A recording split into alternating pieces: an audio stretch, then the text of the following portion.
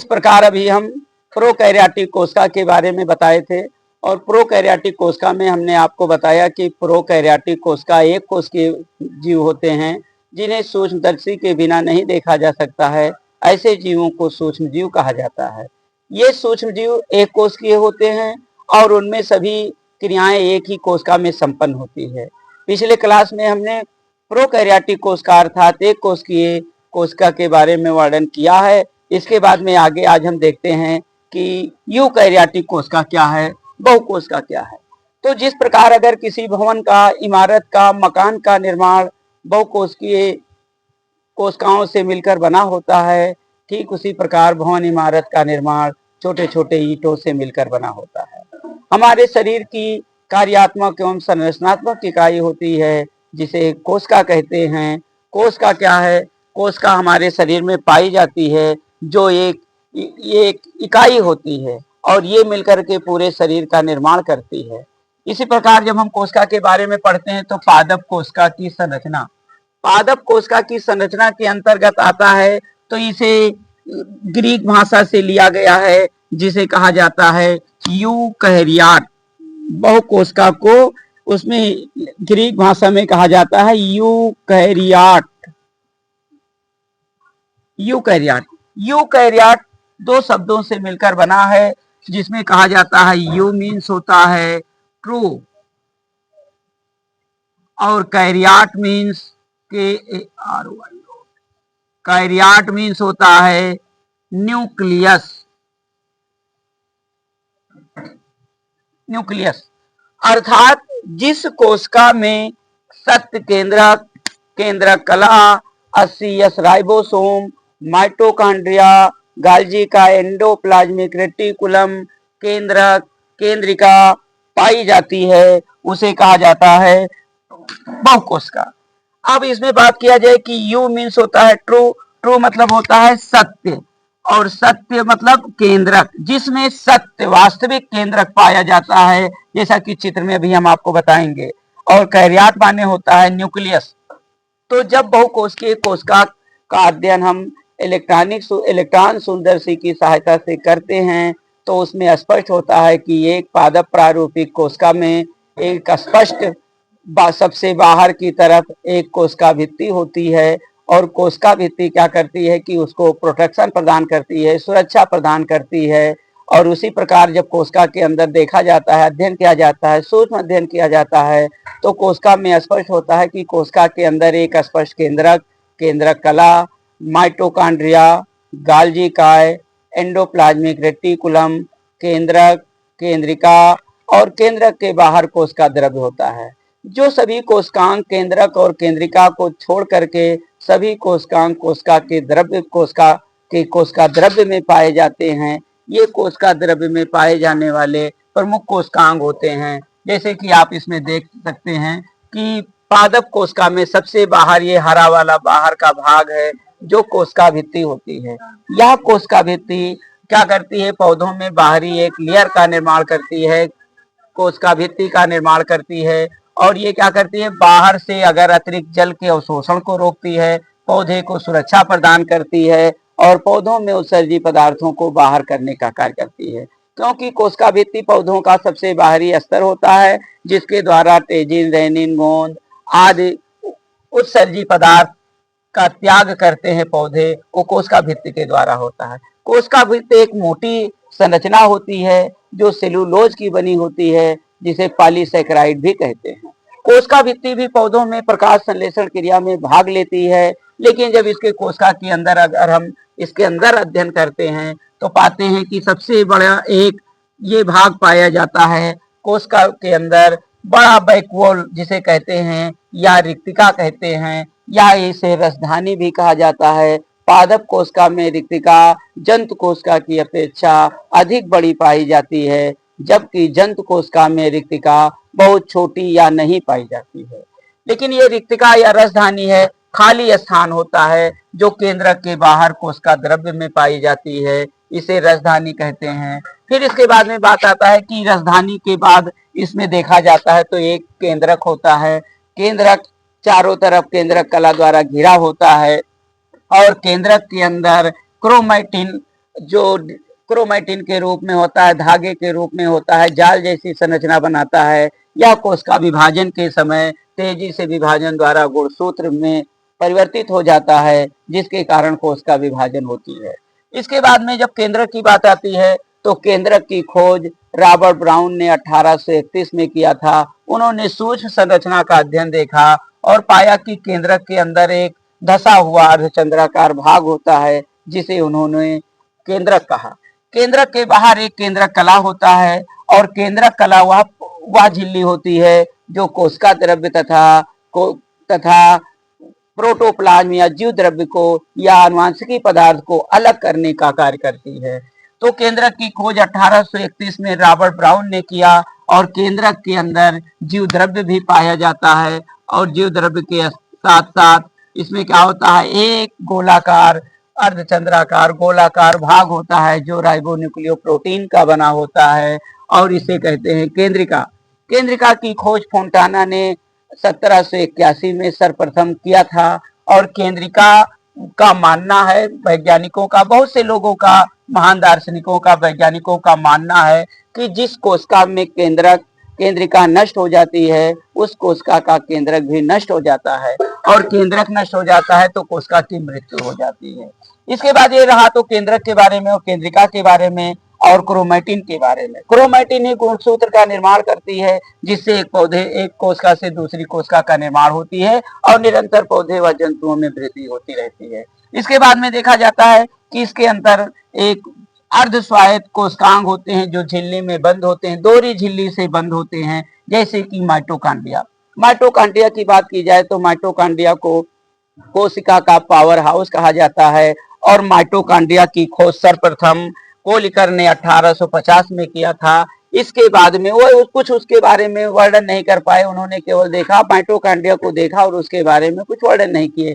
इसके बाद में आते हैं कि वैज्ञानिक का नाम है अल्टमान। 1880 में उन्होंने क्या कहा, वो आए जब 1880 में तो उस माइटोकांड्रिया का नाम उन्होंने रखा बायोप्लास्ट। बायोप्लास्ट के बाद में कोलिकर ने 1897 में सर्वप्रथम कोशिका का अध्ययन किया और उसका नाम माइटोकांड्रिया रखा। अब ये बात आता है कि माइटोकांड्रिया को कोशिका का पावर हाउस कहा जाता है। कोशिका का पावर हाउस इसलिए कहा जाता है क्योंकि माइटोकांड्रिया में एटीपी के रूप में ऊर्जा संचित होती है या दोहरी झिल्ली से कला से बंद होती है।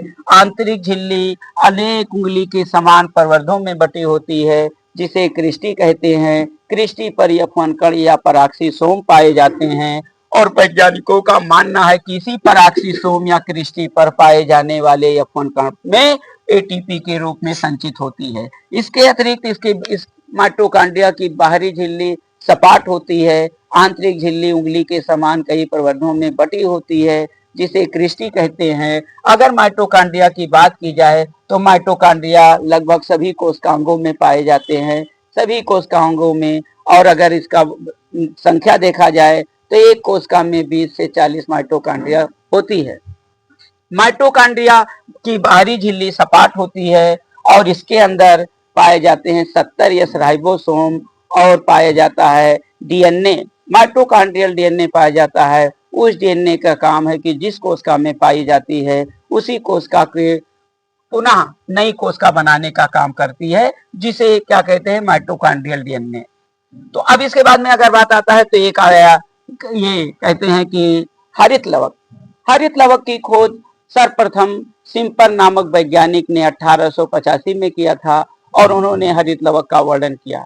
इससे पहले एक वैज्ञानिक आते हैं हेकल नामक वैज्ञानिक ने क्या कहा कि 1865 में उन्होंने देखा और प्लास्टिड शब्द का प्रयोग किया। प्लास्टिड शब्द में उन्होंने बताया कि पौधों में पाए जाने वाले लवक 3 प्रकार के होते हैं, जिसे उन्होंने प्लास्टिड कहा। अब प्लास्टिड की बात की जाए तो ये 3 प्रकार के होते हैं, आवर्णी लवक, वर्णी लवक और हरित लवक।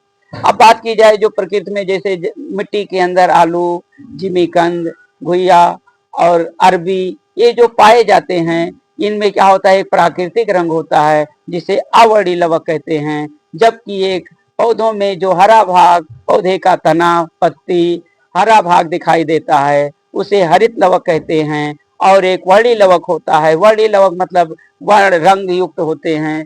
जैसे पौधों में पुष्पों के रंग का होना, लाल, पीला, नीला, बैंगनी, ऑरेंजी आदि रंग के जो रंग पाए जाते हैं वो वर्णी लवक के कारण है। जबकि जैसे आपने केला देखा, पपीता देखा, केला देखा, पपीता देखा, आम देखा, पहले ये हरे रंग के होते हैं, लेकिन जब ये परिपक्व हो जाते हैं तो ये हरित लवक, वर्णी लवक में बदल जाते हैं, जिससे मिर्चा, आम, पपीता, केला लाल पीले रंग के हो जाते हैं। अब हरित लवक को कोशिका का रसोई घर कहा जाता है, क्योंकि यह सूर्य के प्रकाश की उपस्थिति में वायुमंडल से कार्बन डाइऑक्साइड को ग्रहण करके पौधे अपने जड़ के द्वारा जल को अवशोषित करके प्रकाश संश्लेषण क्रिया द्वारा अपना भोजन स्वयं बनाते हैं। इस क्रिया में पौधे क्या करते हैं कि वायुमंडल से 6CO2 प्लस अपने अंदर उपस्थित जल को लेकर के सूर्य के प्रकाश में, जैसा कि हम आप देख पा रहे होंगे, सूर्य का प्रकाश और किसके अंदर बनाते हैं? हरित लवक की सहायता से बनाते हैं। हरित लवक के कारण पौधे हरे रंग के होते हैं। हरित लवक का हरा रंग उसमें उपस्थित मैग्नीशियम के कारण होता है। तो जब ये कार्बन डाइऑक्साइड और जल के अणु सूर्य के प्रकाश की उपस्थिति में हरित लवक के अंदर उपस्थित होते हैं तो उसमें क्या होता है? कार्बोहाइड्रेट का निर्माण होता है और कार्बोहाइड्रेट उच्च ऊर्जा वाला मूलक बनता है। और इसके बाद में इसमें क्या होता है कि प्रकाश संश्लेषण की क्रिया में ऑक्सीजन गैस मुक्त होती है। अब हरित लवक भी एक प्रकार का एक कोशिकांग होता है जो बहुकोशिका में पाया जाता है, केवल पादप कोशिका में पाया जाता है, जंतु कोशिकाओं में नहीं पाया जाता है। इसके बाद में हरित लवक की बात की जाए तो हरित लवक क्या करता है कि यह हरा रंग का होता है और हरे रंग के कारण पौधे जीवित होते हैं। जिस पौधे में हरित लवक नष्ट हो जाता है वह पौधा क्या होता है? सूख जाता है, मर जाता है। हरित लवक के अंदर भी जैसे माइटोकॉन्ड्रिया में पाए जाते थे 70 राइबोसोम और उसके साथ साथ पाए जाते थे कि 70 राइबोसोम और माइटोकॉन्ड्रियल में डीएनए पाया जाता था, उसी प्रकार हरित लवक में भी डीएनए पाए जाते हैं। हरित लवक में डीएनए पाया जाता है जिसके कारण कोशिकाओं में डीएनए की संख्या स्वयं वृद्धि कर लेती है। 70 राइबोसोम इसके अंदर पाए जाते हैं। लेकिन इसके अंदर हरित लवक के अंदर क्या होते हैं? जब सूक्ष्म अध्ययन किया जाता है तो हरित लवक के अंदर सिक्के के ढेर के समान 10 से 100 तक हो सकते हैं वो संरचना होती है, जिसे थैलेक्वाइड कहते हैं, उसे दूसरी भाषा में क्वांटासोम भी कहते हैं। वैज्ञानिकों का मानना है कि हरित लवक में थैलेक्वाइड या क्वांटासोम के अंदर क्या होता है? प्रकाश संश्लेषण की क्रिया प्रारंभ होती है और प्रकाश संश्लेषण क्रिया द्वारा जब भोजन बनता है तो उसी के द्वारा उत्पन्न ऊर्जा से कोशिकाओं में सभी कार्य होते हैं। तो अब हरित लवक भी एक प्रकार का एक कोशिकीय कोशिकांग है, माइटोकॉन्ड्रिया भी एक प्रकार का कोशिकीय कोशिकांग है। तो अब ये क्या, इसके बाद में अगर दूसरा संरचना देखा जाता है तो आता है गाल्जी बॉडी। गाल्जी बॉडी की खोज कैमिलो गाल्जी नामक वैज्ञानिक ने सर्वप्रथम 1906 में किया था। इन्होंने बताया कि गाल्जी बॉडी एक प्रकार की कोशिका का ट्रैफिक पुलिस का कार्य करती है, जो आवश्यक पदार्थों को क्या करती है? अंदर जाने देती है और अनावश्यक पदार्थों को बाहर करने का कार्य करती है। गाल्जी काय एक प्रकार का मुख्य कोशिकांग है जो जंतुओं में या मनुष्य के शुक्राणु के ऊपर टोपी के समान संरचना बनाता है, जिसे क्रोमोसोम कहते हैं, और यह जंतुओं में निषेचन क्रिया में सहायता करता है। इसी प्रकार अगर गाल्जी बॉडी की बात की जाए तो पादप कोशिकाओं में कोशिका विभाजन के समय गाल्जी काय क्या करता है? कोशिका विभाजन के समय कोशिका के मध्य में उत्पन्न होकर के मध्य पटलिका का निर्माण करता है, जिससे एक पादप कोशिका 2 भागों में विभाजित हो जाती है। फिर गाल्जी काय ऐसे कोशिकांगों में अधिक मात्रा में पाई जाती है जहां फास्फोलिपिड्स का संश्लेषण होता है। और गाल्जी बॉडी की बात की जाए तो गाल्जी बॉडी एक महत्वपूर्ण कोशिकांग है। नीचे की तरफ यह सिस फॉर्म में होता है, ऊपर की तरफ ट्रांस फॉर्म में होता है। और गाल्जी बॉडी के अगर ये 2 झिल्लियों से बंद होता है, इन झिल्लियों की संख्या गिनी जाए तो 4 से 10 तक हो सकती है। ऊपरी भाग अधिक मात्रा में घूम करके गोलाकार संरचना बनाती है, जिसे कहते हैं सिक्रीटरी फॉलिकल यानी स्रावी कोशिकाएं, और ये गाल्जी काय का काम है कि ये लाइसोसोम को भी बनाता है, लेकिन लाइसोसोम पादप कोशिकाओं में नहीं पाया जाता है। लाइसोसोम केवल क्या होता है कि जंतु कोशिका में पाया जाता है, और ये लाइसोसोम के निर्माण में गाल्जी काय सहायक अंग होता है। इसी प्रकार अगर बात की जाए तो अब जैसे आपने देखा माइटोकॉन्ड्रिया, हरित लवक, रिक्तिका और कोशिका भित्ति तथा गाल्जी काय। और गाल्जी काय को 3 नाम से जाना जाता है, गाल्जी काय या गाल्जी बॉडी या गाल्जी कॉम्प्लेक्स या गाल्जी अपरेटस, किसी भी नाम से जानते हैं। इसके बाद में अगर बात किया जाए तो कोशिका के अंदर केंद्रक के बाहर 70 यस राइबोसोम पाए जाते हैं। इन राइबोसोम का निर्माण केंद्रक में उपस्थित डीएनए के द्वारा होता है। इनका मुख्य कार्य होता है क्या? इनका मुख्य कार्य होता है कि प्रोटीन संश्लेषण का कार्य करना। जब बहुकोशिका की बात करेंगे तो उसमें 80 यस राइबोसोम पाया जाता है, और जब एक कोशिका की बात करेंगे तो 80 यस राइबोसोम होता है। राइबोसोम का निर्माण केंद्रक में उपस्थित डीएनए के द्वारा होता है। ये राइबोसोम प्रोटीन संश्लेषण क्रिया में भाग लेते हैं, और कार्य के आधार पर राइबोसोम 3 प्रकार के होते हैं। तीन प्रकार के होते हैं, मैसेंजर आरएनए, राइबोसोमल आरएनए और ट्रांसफर आरएनए। मैसेंजर आरएनए जब शरीर में कोश प्रोटीन संश्लेषण की क्रिया प्रारंभ होनी होती है तो जो गुणसूत्र होता है, डीएनए होता है, डीएनए एमआरएनए को कोशिका द्रव्य में बनाकर भेज देता है, और वो बाहर आकर के एंडोप्लाज्मिक रेटिकुलम की सतह को सक्रिय बनाता है। उसके साथ साथ राइबोसोम उस सक्रिय सतह पर जुड़ जाते हैं, जिससे प्रोटीन संश्लेषण की क्रिया से पहले दोनों सक्रिय हो जाते हैं। इसके बाद में एमआरएनए आरआरएनए आता है, और वो क्या करता है कि प्रोटीन संश्लेषण की क्रिया में राइबोसोमल सभी न्यूक्लिक अम्ल को ला करके जो डीएनए की पॉलीन्यूक्लियोटाइड श्रृंखला बनी होती है उसके ऊपर क्रम से अमीनो अम्ल को जोड़ने का कार्य करता है। राइबोसोमल आरएनए केवल अमीनो अम्ल को क्रम से जोड़ने का कार्य करता है। इसके बाद होता है एक टीआरएनए, या कोशिका का बहुत छोटा आरएनए होता है, कम समय के लिए सक्रिय होता है, और ये जो टीआरएनए होता है जैसे प्रोटीन संश्लेषण की क्रिया प्रारंभ होती है उसी समय क्या करता है टीआरएनए, जहां जहां पर अमीनो अम्ल की सहायता से प्रोटीन बनते हैं उन प्रोटीन को कोशिका में संचित करने का कार्य करते हैं। शेष बचे हुए अमीनो अम्ल पुनः प्रोटीन संश्लेषण के लिए उपयोग किए जाते हैं। हमारे शरीर में अमीनो अम्ल की संख्या 20 होती है। 10 अमीनो अम्ल हमारे शरीर में स्वतः बनते हैं, इन्हें अनावश्यक अमीनो अम्ल कहते हैं, और 10 प्रकार के अमीनो अम्ल को बाहर भोजन के माध्यम से लेना पड़ता है। जिन व्यक्तियों में बाहर से अमीनो अम्ल नहीं मिलता है, प्रोटीन की कमी होती है, ऐसे व्यक्ति दुबले पतले कमजोर और इसके साथ में भार में कमी आ जाती है। तो प्रोटीन एक दीर्घ पोषक पदार्थ है, ये बहुत महत्वपूर्ण पोषक तत्व है जो शरीर जंतुओं में वृद्धि और भार के लिए बहुत आवश्यक होता है। अब इसके बाद में बात की जाए तो अब ये राइबोसोम हो गया। अब इसके बाद में आता है किनारे किनारे केंद्रक के बाहर आपने देखा कि एंडोप्लाज्मिक रेटिकुलम। एंडोप्लाज्मिक रेटिकुलम को ये इसका जब अध्ययन किया जाता है कोशिका का इलेक्ट्रॉन सूक्ष्मदर्शी के द्वारा तो उसमें स्पष्ट होता है कि एंडोप्लाज्मिक रेटिकुलम एक विस्तृत बहुत बड़ी झिल्ली के समान संरचना होती है।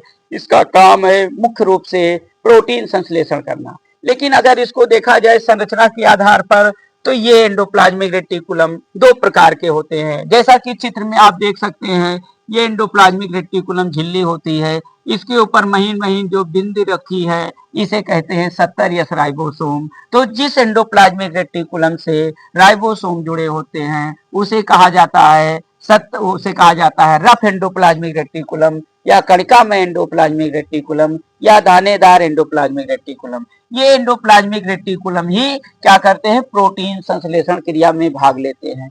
इसके बाद में बात आता है कि एक और दूसरे प्रकार की एंडोप्लाज्मिक रेटिकुलम होती है जिसकी सतह सपाट होती है, जिसके ऊपर दानेदार संरचना नहीं पाई जाती है, उसमें 70 यस राइबोसोम नहीं पाया जाता है, जिसके कारण वो स्मूथ एंडोप्लाज्मिक रेटिकुलम कहलाती है। स्मूथ एंडोप्लाज्मिक रेटिकुलम वास्तव में क्या है, वो ऐसी कोशिकांगों में पाई जाती है जहां पर अधिक मात्रा में फास्फोलिपिड्स, ग्लाइकोलिपिड्स, हार्मोन्स का निर्माण होता है, ऐसी कोशिकाओं में स्मूथ एंडोप्लाज्मिक रेटिकुलम पाई जाती है। अब अगर बात की जाए संरचना के आधार पर एंडोप्लाज्मिक रेटिकुलम, तो आपने देखा कि कार्य के आधार पर दो प्रकार की होती है, स्मूथ एंडोप्लाज्मिक रेटिकुलम या सपाट एंडोप्लाज्मिक रेटिकुलम, दूसरा कणिकामय या दानेदार या रवेदार एंडोप्लाज्मिक रेटिकुलम।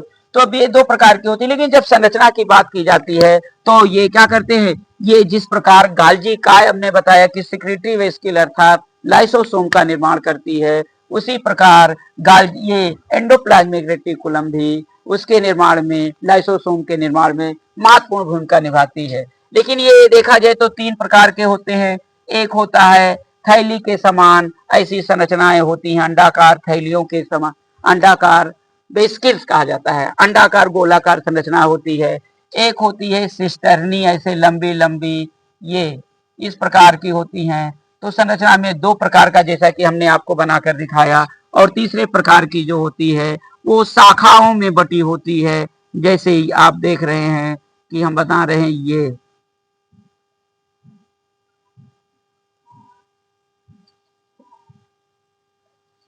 ये एंडोप्लाज्मिक रेटिकुलम, ये इस प्रकार भी पाई जाती हैं जो शाखा में एंडोप्लाज्मिक रेटिकुलम होती हैं। तो ये क्या होती हैं, तीन प्रकार की होती हैं। एक लंबी सिस्टर्नी के आकार की लंबी पतली चपटी संरचना होती है गोलाकार, दूसरी अंडाकार संरचना, तीसरी शाखाओं में बटी होती है। अब ये हो गया एंडोप्लाज्मिक रेटिकुलम। एंडोप्लाज्मिक रेटिकुलम हमारे शरीर में प्रोटीन संश्लेषण का कार्य करता है, और एंडोप्लाज्मिक रेटिकुलम की खोज के आर पोर्टर ने, वास्तव में इन्होंने सर्वप्रथम किया था, और के आर पोर्टर ने इसको एंडोप्लाज्मिक रेटिकुलम की खोज की थी। इसके बाद में अगर आते हैं तो कोशिका के अंदर, केंद्रक के बाहर बहुत से क्या होते हैं, महीन महीन संरचनाएं जो बिंदियों में दिखाई गई हैं, वो होती हैं कोशिका द्रव्य। ये कोशिका द्रव्य जो पाई जाती हैं, इस कोशिका द्रव्य का कार्य है कि कोशिका को मुलायम बनाए रखना, लचीला बनाए रखना, तो ये कोशिका द्रव्य होती है। इसके बाद में अगर बात किया जाए तो कोशिका के अंदर बहुत से ऐसे छोटे कई कोशिकांग पाए जाते हैं, छोटे जैसे आयल ड्रॉप पाए जाते हैं, और ऐसे बहुत सारी संरचनाएं होती हैं। तो अब इसमें अगर बात की जाए तो ये बहुकोशिका के बारे में, तो बहुकोशिका पादप कोशिका में है। अब बात की जाए कि पादप कोशिका है, तो पादप कोशिका भी बहुकोशिका होती है, जंतु कोशिका भी बहुकोशिका होती है। अगर बात की जाए कि जंतु कोशिका और पादप कोशिका में अंतर क्या होता है, तो आप ये जान सकते हैं कि पादप कोशिका में हरित लवक पाए जाते हैं, जंतु कोशिका में हरित लवक नहीं पाए जाते हैं। फिर इसके बाद में पादप कोशिका में कोशिका भित्ति पाई जाती है, जंतु कोशिका में कोशिका भित्ति नहीं पाई जाती है। पादप कोशिका में हरित लवक पाया जाता है, जंतु कोशिका में हरित लवक नहीं पाया जाता है। पादप कोशिका में लाइसोसोम नहीं पाए जाते हैं, जंतु कोशिका में लाइसोसोम पाए जाते हैं। ये प्रमुख मुख्य अंतर हैं पादप कोशिका और जंतु कोशिका। अब इसी प्रकार अगर बात की जाए, हमने पहले क्लास में आपको बताया कि प्रोकैरियोट, तो अब अगर उसमें बात किया जाए तो एक कोशिका और बहुकोशिका में क्या अंतर होता है। तो एक कोशिका क्या होता है, एक कोशिकीय होते हैं, उनमें संपूर्ण क्रिया एक कोशिका में होती है। अब एक कोशिका में क्या होता है, केंद्रक कला नहीं पाई जाती है, केंद्रिका नहीं पाई जाती है, केंद्रक नहीं पाई जाती है, माइटोकॉन्ड्रिया नहीं पाई जाती है, 80S राइबोसोम नहीं पाया जाता है, एंडोप्लाज्मिक रेटिकुलम नहीं पाया जाता है, हरित लवक नहीं पाया जाता है। तो अब ये कोशिका भित्ति नहीं पाई जाती है, और ये क्या होता है, एक कोशिका होती है, एक कोशिका होती है। लेकिन बहुकोशिका में केंद्रक पाया जाता है, केंद्रक कला पाया जाता है, केंद्रिका पाई जाती है। इसके बाद में माइटोकॉन्ड्रिया पाया जाता है, हरित लवक पाया जाता है, एंडोप्लाज्मिक रेटिकुलम पाया जाता है। और इसके बाद में अगर बात किया जाए तो पादप कोशिका भित्ति से घिरी होती है, जंतु कोशिका प्लाज्मा मेम्ब्रेन से घिरी होती है। तो अब अगर पादप कोशिका और जंतु कोशिका में भी अंतर आप समझ सकते हो, एक कोशिका बहुकोशिका में भी अंतर समझ सकते हो। लेकिन अगर इसकी बात की जाए तो हमारे शरीर में आता है, प्रश्न पूछा जाता है कि एक पादप कोशिका का नामांकित चित्र बनाइए और उसमें पाए जाने वाले कोशिकांगों का वर्णन कीजिए। प्रश्न इस प्रकार आता है। तो जैसा कि आप देख पा रहे हैं, चित्र के माध्यम से आप ये चित्र बनाएंगे। चित्र के बाद में आप देखेंगे कि पादप कोशिका में क्या कौन कौन से कोशिकांग दिखाए गए हैं। इन कोशिकांगों में उनका वर्णन करेंगे। तो सबसे पहले पादप कोशिका में बताएंगे कि पादप कोशिका बहुकोशिकीय कोशिका होती है और यह सभी बहुकोशिकीय प्राणियों में पाई जाने वाली एक इकाई संरचना होती है और इसमें बहुत से कोशिकांग पाए जाते हैं, जैसा कि हमने बताया माइटोकॉन्ड्रिया, गाल्गी का, एंडोप्लाज्मिक रेटिकुलम, हरित लवक, केंद्रक, केंद्रिका, रिक्तिका। बड़ा रिक्तिका तो बहुत बड़ा दिखाई देता है दूर से, रिक्तिका पाई जाती है। तो अब इसमें आता है कि इसके कार्य लिखो, तो जैसे कार्य लिखेंगे, कोशिका के बारे में लिखा, बहुकोशिका के बारे में, तो बहुकोशिका के बाद में क्या करेंगे कि बहुकोशिका के बाद में आपको दिखाई देगा कि बहुकोशिका में देखने पर स्पष्ट होता है कि बहुकोशिका में माइटोकॉन्ड्रिया पाई जाती है। तो चित्र बनाया, बहुकोशिका का वर्णन किया, तो माइटोकॉन्ड्रिया को बता सकते हैं कि माइटोकॉन्ड्रिया कोशिका का पावर हाउस होती है। ये शुक्राणुओं में भी पाई जाती है, इसीलिए शुक्राणुओं में गमन होता है। माइटोकॉन्ड्रिया सभी कोशिकांगों में पाई जाती है, जिससे सभी कोशिकाओं में ऊर्जा का निर्माण होता है। माइटोकॉन्ड्रिया में श्वसन क्रिया संपन्न होती है, आक्सीय श्वसन की क्रिया होती है, अनाक्सीय श्वसन की क्रिया कोशिका द्रव्य में संपन्न होती है। अब ये तो कार्य हो गया। फिर इसके बाद में अगर 5 कोशिकांग का कार्य पूछता है तो हरित लवक पौधों में पाई जाने वाली एक महत्वपूर्ण कोशिकांग होती है, जिसे पादप कोशिका का रसोई घर कहते हैं। या प्रकाश संश्लेषण की क्रिया द्वारा भोजन बनाता है और पौधों कोशिकांगों को ऊर्जा प्रदान करता है। हरित लवक के कारण पौधे हरे रंग के होते हैं और हरे रंग के होते हैं, जिसके कारण सूर्य के प्रकाश को शोषित करके प्रकाश संश्लेषण करते हैं। गाल्गी काय की बात की जाएगी तो गाल्गी काय पादप कोशिका में कोशिका विभाजन के समय मध्य पटलिका का निर्माण करता है। मनुष्य में शुक्राणु के ऊपर एक क्रोमोसोम टोपी के समान संरचना का निर्माण करता है तथा उन कोशिकाओं में पाया जाता है जहां पर अधिक फास्फोलिपिड्स, ग्लाइकोलिपिड्स, हार्मोन्स का निर्माण होता है। ये उसके कार्य हो गए। एंडोप्लाज्मिक की बात की जाएगी तो एंडोप्लाज्मिक रेटिकुलम प्रोटीन संश्लेषण क्रिया में भाग लेते हैं। इसके बाद में अगर और बात किया जाए तो केंद्रक कोशिका का सबसे महत्वपूर्ण अंग होता है। अगर ये केंद्रक किसी को पौधे में मृत्यु हो जाता है किसी कारणवश, तो कोशिका भी मृत्यु हो जाती है। इसीलिए केंद्रक को कोशिका का ब्रेन कहा जाता है, मस्तिष्क कहा जाता है या हार्ट कहा जाता है। तो ये मुख्य अंग होता है केंद्रक, और केंद्रक के अंदर केंद्रिका पाई जाती है। इस प्रकार ये कोशिका का वर्णन आपके सामने है। जिस प्रकार अभी हम प्रोकैरियोटिक और यूकैरियोटिक कोशिका का अध्ययन कर रहे थे, तो कोशिका में पाए जाने वाले माइटोकॉन्ड्रिया की बात करेंगे। माइटोकॉन्ड्रिया को कोशिका का पावर हाउस कहा जाता है और यह कोशिका द्रव्य में पाई जाती है। माइटोकॉन्ड्रिया में ऊर्जा एटीपी के रूप में संचित होती है तथा माइटोकॉन्ड्रिया निरंतर उन सभी कोशिकाओं में ऊतकों में पाए जाते हैं जहां गति होती रहती है। तो माइटोकॉन्ड्रिया की बात की जाए तो माइटोकॉन्ड्रिया अधिकांश मात्रा में वहां पाए जाते हैं जैसे शुक्राणु में पाए जाते हैं, मध्य भाग में, तो जिसके कारण निषेचन के समय शुक्राणु गति करते हुए तेजी से पहुंचते हैं। माइटोकॉन्ड्रिया के बाद में अगर बात की जाए तो माइटोकॉन्ड्रिया कोशिका अर्ध श्वेत कोशिकांग हैं जो कोशिका द्रव्य में झिल्लीबंद संरचना में होते हैं। माइटोकॉन्ड्रिया की खोज सर्वप्रथम कोलिकर ने 1880 में किया था और उसका नाम रखा था बायोप्लास्ट। लेकिन 1897 में सी बेंडा नामक वैज्ञानिक ने माइटोकॉन्ड्रिया की खोज की और उसका नाम माइटोकॉन्ड्रिया रखा। तो माइटोकॉन्ड्रिया की खोज, हेडिंग आता है माइटोकॉन्ड्रिया की खोज। तो माइटोकॉन्ड्रिया की खोज आता है, कोलिकर वैज्ञानिक हैं, कोलिकर ने 1880 में माइटोकॉन्ड्रिया की खोज की और इसका नाम बायोप्लास्ट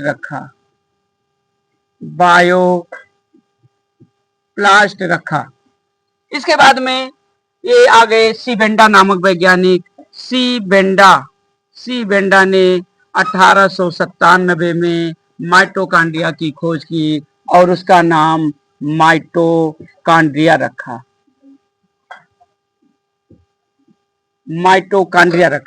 माइटोकॉन्ड्रिया कोशिका द्रव्य में पाई जाती है। तो ये माइटोकॉन्ड्रिया की पहली हेडिंग होती है, खोज। अब अगर बात की जाए कि माइटोकॉन्ड्रिया की खोज कोलिकर और सी बेंडा नामक वैज्ञानिक ने मिलकर किया था। तो माइटोकॉन्ड्रिया के बाद में आता है कि माइटोकॉन्ड्रिया का आकार कैसा होता है। माइटोकॉन्ड्रिया गोलाकार, अंडाकार, छड़ीकार, ताराकार, सिलिंड्रिकल, लंबा, बेलनाकार, छड़ी के समान, टिकियाकार, मेखलाकार। जिस प्रकार पौधों की पत्तियों या तनों की बनावट होती है उतने प्रकार की माइटोकॉन्ड्रिया होती है। तो ये आकार की दृष्टि से ये अनियमित आकार वाला होता है माइटोकॉन्ड्रिया। और ये क्या होता है कि माइटोकॉन्ड्रिया सभी कोशिकांगों में पाया जाता है, ऊर्जा एटीपी के रूप में संचित करता है। फिर आता है माइटोकॉन्ड्रिया की संख्या। तो माइटोकॉन्ड्रिया की अगर सूक्ष्म इलेक्ट्रॉन सूक्ष्मदर्शी की सहायता से किया जाए तो कोशिका द्रव्य में एक कोशिका के अंदर 20 से 40 तक माइटोकॉन्ड्रिया हो सकते हैं और ये क्या करते हैं, एटीपी के रूप में ऊर्जा को संचित करते हैं। फिर इसके बाद में आता है कि माइटोकॉन्ड्रिया है क्या। तो माइटोकॉन्ड्रिया एक महत्वपूर्ण कोशिकांग है जो निरंतर ऊर्जा का निर्माण करता है, एडीपी को एटीपी में परिवर्तित करके शरीर में होने वाली उपापचयी क्रियाओं को चलाने में सहायता करता है। माइटोकॉन्ड्रिया की अगर संरचना की बात की जाए तो माइटोकॉन्ड्रिया की संरचना जो होती है ये, तो माइटोकॉन्ड्रिया की संरचना में क्या होता है, बाहरी झिल्ली सपाट होती है, आंतरिक झिल्ली अनेक वलनों में बटी होती है जिसे क्रिस्टी कहते हैं। अब ये क्या है, इसका नाम है क्रिस्टी, क्रिस्टी। और इस पर अनेक ऐसे F1 कण जुड़े होते हैं जिन्हें पर ऑक्सी सोम या क्या कहते हैं, F1 कण। और ये क्या करते हैं, वैज्ञानिकों का मानना है कि ये पराक्सीसोम या F1 कण पर ही क्या एटीपी का निर्माण होता है और ऊर्जा संचित होती है। तो बाहरी झिल्ली इसकी सपाट होती है, आंतरिक झिल्ली इसकी अनेक वलनों में मुड़ी होती है जो क्रिस्टी बनाती है और क्रिस्टी पर F1 कण पाए जाते हैं। अब माइटोकॉन्ड्रिया में संरचना का जब सूक्ष्म अध्ययन करते हैं तो उसमें स्पष्ट होता है कि माइटोकॉन्ड्रिया में डीएनए भी पाए जाते हैं, माइटोकॉन्ड्रिया में 70S राइबोसोम भी पाए जाते हैं। माइटोकॉन्ड्रिया में रासायनिक संगठन की बात की जाए तो डीएनए भी पाया जाता है, आरएनए भी पाया जाता है और फिर इसके साथ में फास्फोलिपिड भी पाया जाता है, प्रोटीन की भी मात्रा होती है। ये है आपका आंतरिक झिल्ली, आंतरिक झिल्ली, आंतरिक झिल्ली ये क्रिस्टी है, ये बाह्य झिल्ली, बाह्य झिल्ली ये है F1 कण और ये है माइटोकॉन्ड्रियल डीएनए और ये है 70S राइबोसोम।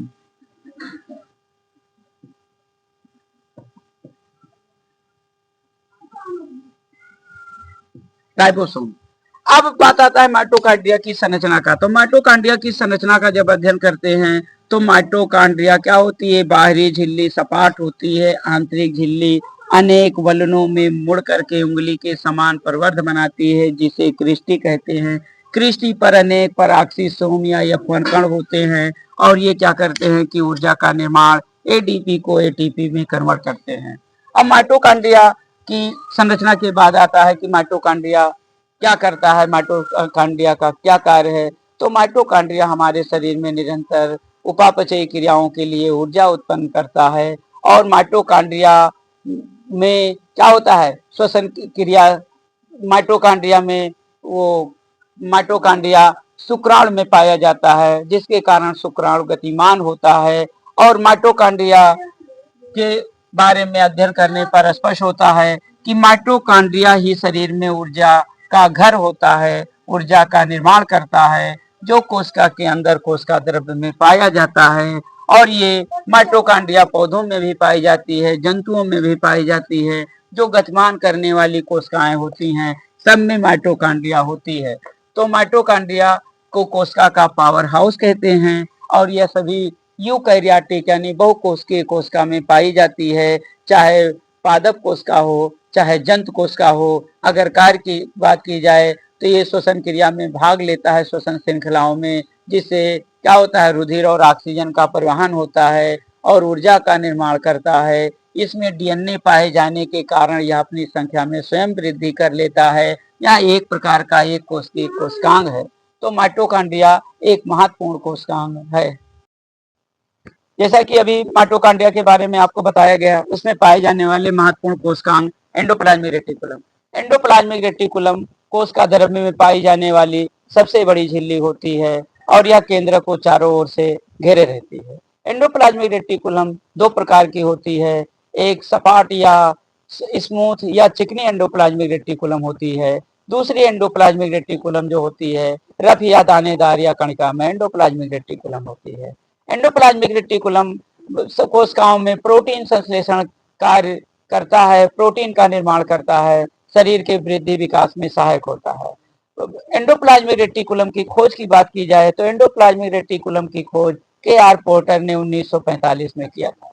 अब बात आती है कि एंडोप्लाज्मिक रेटिकुलम हमारे शरीर में कोशिका के अंदर कोशिका द्रव्य में पाई जाने वाली संरचना होती है। अब ये दो प्रकार की होती हैं, कणिका में एंडोप्लाज्मिक रेटिकुलम या रफ एंडोप्लाज्मिक रेटिकुलम। ये इस पर 70S राइबोसोम जुड़ा होने के कारण इसे रफ एंडोप्लाज्मिक रेटिकुलम या कणिका में एंडोप्लाज्मिक रेटिकुलम कहा जाता है। ये प्रोटीन संश्लेषण में भाग लेती है, जबकि स्मूथ एंडोप्लाज्मिक रेटिकुलम जिसकी सतह सपाट होती है, जिस पर 70S राइबोसोम नहीं पाए जाते हैं, वो क्या करता है, ऐसी कोशिकाओं में पाया जाता है जहां प्रोटीन वो फास्फोलिपिड्स का निर्माण, ग्लाइकोलिपिड्स का निर्माण और हार्मोन्स का निर्माण होता है। उन कोशिकाओं में स्मूथ या कणिका रहित एंडोप्लाज्मिक रेटिकुलम पाई जाती है।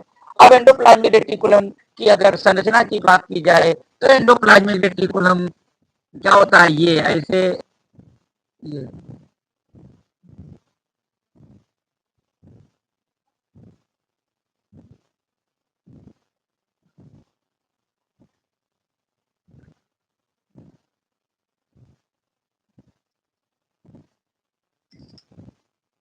ये अब इस प्रकार के एंडोप्लाज्मिक रेटिकुलम को S R smooth S E R smooth endoplasmic reticulum कहते हैं। लेकिन जब इसके ऊपर 70S राइबोसोम कण जुड़ जाते हैं तो ये कणिका कणिकामय या रफ एंडोप्लाज्मिक रेटिकुलम।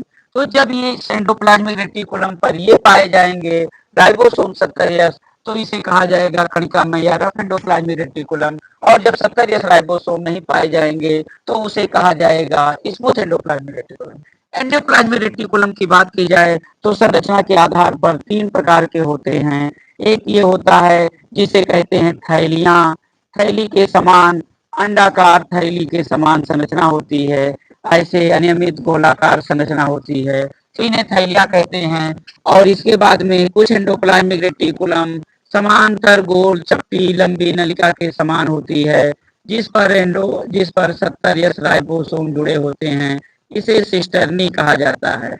तो इस प्रकार देखा जाए तो संरचना में सब पर ऐसे सभी सिस्टर्नी पर 70S राइबोसोम पाए जाते हैं और ये क्या करते हैं, प्रोटीन संश्लेषण क्रिया में भाग लेते हैं।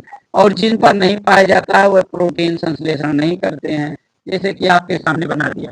तो ये सिस्टर्नी होते हैं। और सिस्टर्नी के बाद में देखा जाए तो इसमें क्या होता है कि एक तीसरे प्रकार की संरचना होती है जो शाखा में होती है। ये ये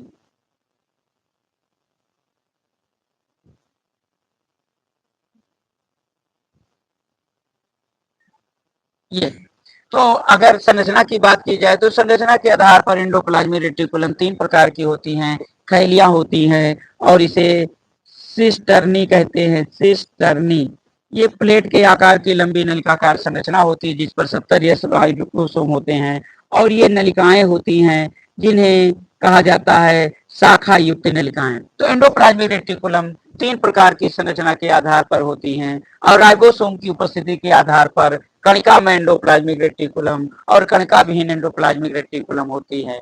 अब एंडोप्लाज्मिक रेटिकुलम क्या करता है कि ये गोल संरचनाकार में बदल करके लाइसोसोम के निर्माण में भी सहायता करता है। एंडोप्लाज्मिक रेटिकुलम का मुख्य कार्य है प्रोटीन संश्लेषण करना या फास्फोलिपिड्स का निर्माण करना, ग्लाइकोलिपिड्स का निर्माण करना, प्रोटीन उपापचय क्रिया में भाग लेना, हार्मोन संश्लेषण करना, ये एंडोप्लाज्मिक रेटिकुलम का कार्य है।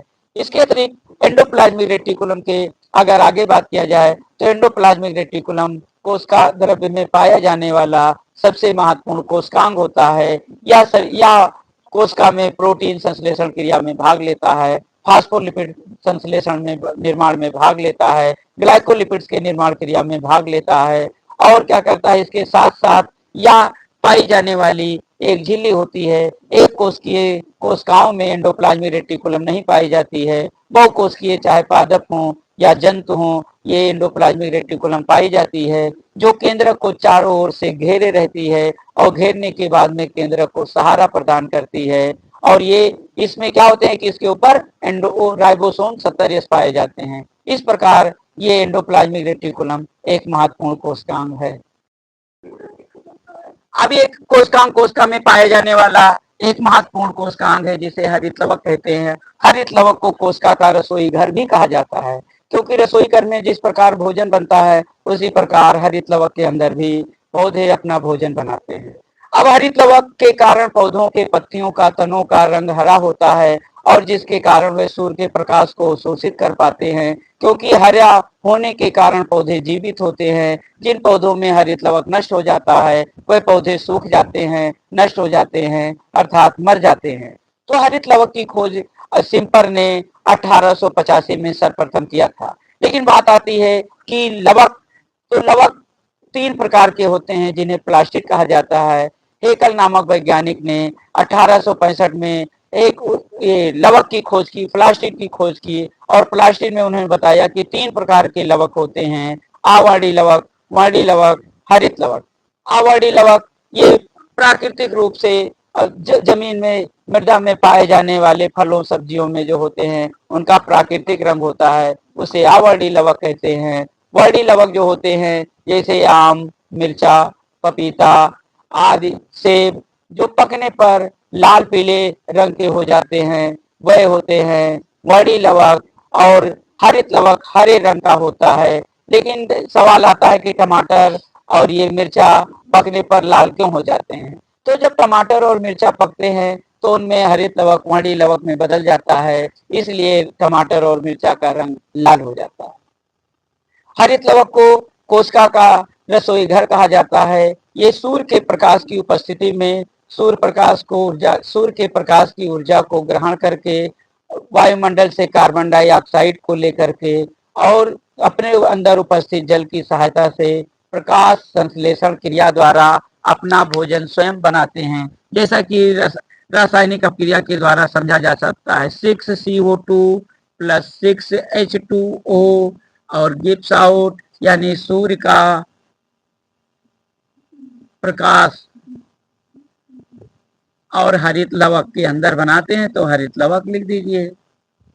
और इस प्रकार ये आगे क्या करते हैं, C6H12O6 और प्रकाश संश्लेषण क्रिया के बाद में क्या होता है कि ऑक्सीजन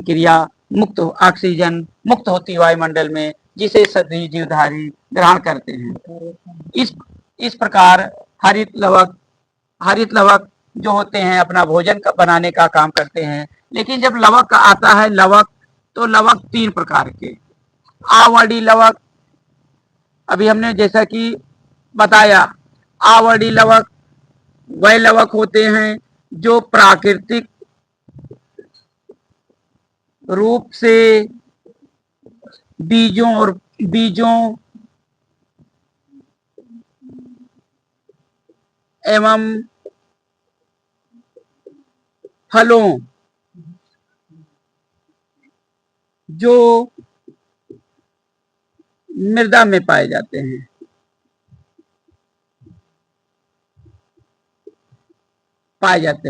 वह आवर्णी लवक होते हैं। लेकिन वर्णी लवक की बात की जाए तो वर्णी लवक क्या होता है कि ये वर्ण होते हैं, लाल, पीले, नीले, बैंगनी, ऑरेंजी, कोई भी रंग के होते हैं, तो इन्हें वर्णी लवक कहा जाता है। वर्णी लवक जैसे कि आप देखते हैं प्राकृतिक रूप से जो फल सब्जी और या अनाज होते हैं उनका रंग होता है, तो वे वर्णी लवक होते हैं। वर्णी लवक लाल, पीले, नीले, हरे किसी रंग के हो सकते हैं, पिंक कलर हो सकता है, ऑरेंजी कलर हो सकता है, तो ये वर्णी लवक कहा गया। और इसके बाद में तीसरा जो होता है हरित लवक। तो हरित लवक की खोज तो आप जानते हैं, अभी हमने बताया कि हरित लवक की खोज सिम्पर ने किया था 1885 में। 1885 में हरित लवक की खोज की थी। तो इस प्रकार देखा जाए तो लवक तीन प्रकार के होते हैं, आवर्णी लवक, वर्णी लवक, हरित लवक। और इसके साथ ही साथ हरित लवक में क्या होता है कि हरित लवक जब प्रकाश संश्लेषण की क्रिया करते हैं तो प्रकाश संश्लेषण की क्रिया हरित लवक के अंदर क्या होता है कि अनेक सिक्के के ढेर के समान संरचना होती है। जब संरचना का अध्ययन करते हैं तो अनेक सिक्के के ढेर के समान संरचना दिखाई देती है, जिसे थैलेकॉइड कहते हैं या क्वांटासोम कहते हैं। वैज्ञानिकों का मानना है कि इसी क्वांटासोम या थैलेकॉइड में कार्बोहाइड्रेट का निर्माण होता है। और इसके अंदर अगर बात की जाए कि हरित लवक के अंदर क्या होता है तो 70 राइबोसोम पाया जाता है। स्टार्च ग्रेन स्टार्च का निर्माण होता है क्योंकि भोजन बनाता है। इसके अतिरिक्त इसमें डीएनए पाया जाता है, जिसके कारण हरित लवक अपनी संख्या में स्वयं वृद्धि कर लेता है। लेकिन हरित लवक की संख्या की बात की जाए एक कोशिका में तो इसकी पादप कोशिका में 30 से 50 तक संख्या हो सकती है, क्योंकि इसी के कारण पौधे निरंतर हरे रंग दिखाई देते हैं एक तरीके से। लेकिन कुछ पौधे अगर लाल भूरे अलग रंग के होते हैं तो उसमें बीटा कैरोटीन या ज़ैंथोफिल पाई जाती है, जिसके कारण उनकी पत्तियां भूरी भी हो सकती हैं, लाल भी हो सकती हैं, ऐसे रंग होते हैं।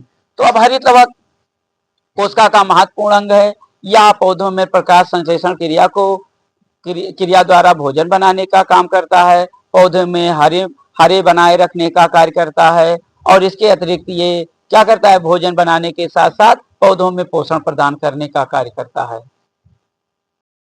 जैसा कि टॉपिक का नाम है राइबोसोम। राइबोसोम कोशिका द्रव्य में पाया जाने वाला एक महत्वपूर्ण कोशिकांग है, जो गोलाकार कबर रहित बिना कोई ढका हुआ नंगा कण होता है। ये राइबो न्यूक्लियोप्रोटीन का बना होता है। राइबोसोम सभी प्रोकैरियोटिक कोशिकाओं में पाए जाते हैं। इसके साथ बहुकोशिकीय में 80 राइबोसोम पाए जाते हैं। राइबोसोम की खोज की बात की जाए तो पैलाडे नामक वैज्ञानिक ने 1955 में सर्वप्रथम किया था और रॉबिन्सन ने उसकी रासायनिक संरचना का वर्णन किया था। राइबोसोम हमारे शरीर में कोशिका द्रव्य में पाए जाने वाले सबसे सूक्ष्म कोशिकांग होते हैं और ये क्या करते हैं कि शरीर में प्रोटीन संश्लेषण का कार्य करते हैं। प्रोटीन संश्लेषण का मतलब है कि प्रोटीन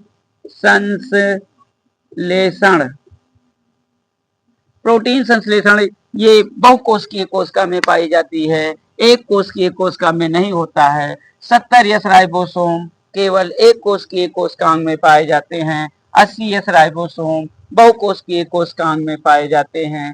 ये प्रोटीन संश्लेषण का कार्य करते हैं और इसके साथ साथ एंडोप्लाज्मिक रेटिकुलम की सतह पर जुड़े रहते हैं। प्रोटीन संश्लेषण की क्रिया में भाग लेने के साथ साथ ये राइबोसोम क्या करते हैं कि शरीर में हमारे निरंतर कोशिका द्रव्य में पाए जाते हैं और जो क्या करते हैं कि प्रोटीन संश्लेषण ही इनका मेन कार्य है। एक कोशिका में 70 बहुकोशिका में 80 राइबोसोम पाया जाता है